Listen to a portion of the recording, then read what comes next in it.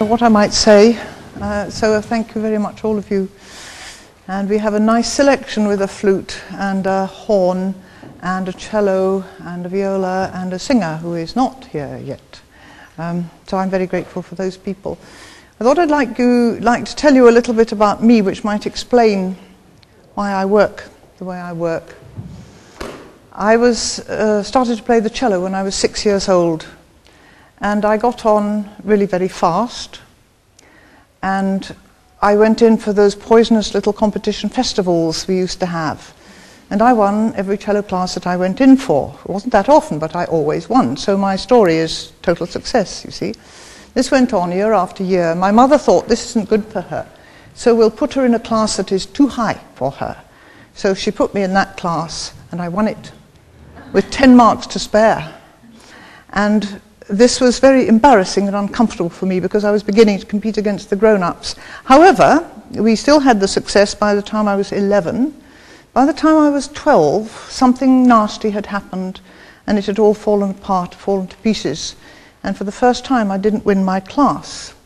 Now, this is a horrible failure, isn't it, when you're used to success? And it was very sort of upsetting, but far more upsetting than that, because I never did, I was just pleased in passing at winning the classes.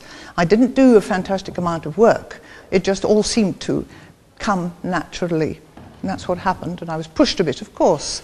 It all came naturally, and then it all fell apart. So they said to me, well, you have to work harder, practice harder. So I did, and it didn't help. Now, this is all you know about. All you know about is practicing. And if that doesn't work, this is really very profoundly distressing. Well, my mother says I got a bit difficult at home.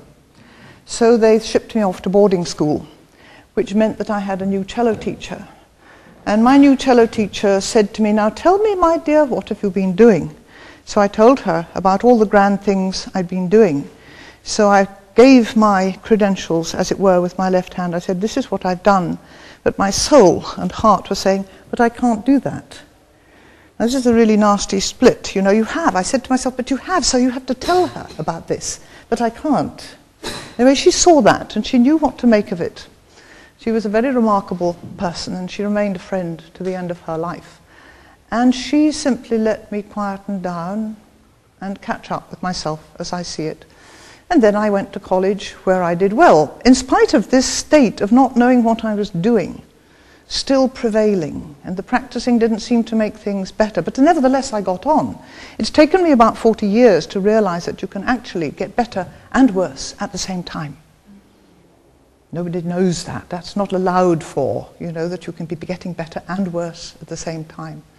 So I went to college, and I did well at college, and I got a scholarship to travel abroad when I'd finished.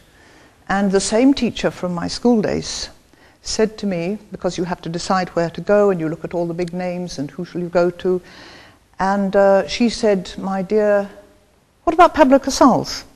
Now, he was the supreme giant, and I said, I couldn't possibly go to him. She said, well, I don't see why not. Because, you see, he could always say no. And I thought, that's right, he could. So I went to Pablo Casals, the big, great giant of all time,